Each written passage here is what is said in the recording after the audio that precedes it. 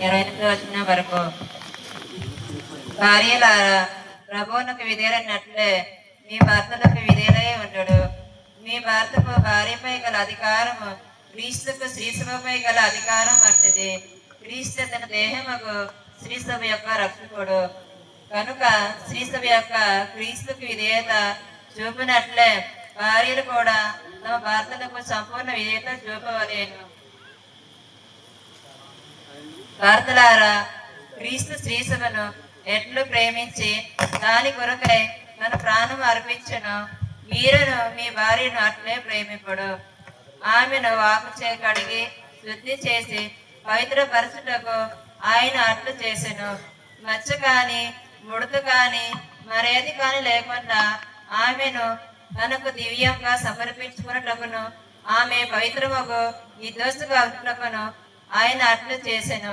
తమ దేహములను తాము ప్రేమించినట్లే పురుషులు తమ భార్యలను కూడా ప్రేమింపవలేను. ఏలనా తన భార్యను ప్రేమించే వ్యక్తి తనను తాను ప్రేమించుకొనును. ఇది ఏలిన వారు ఆకు.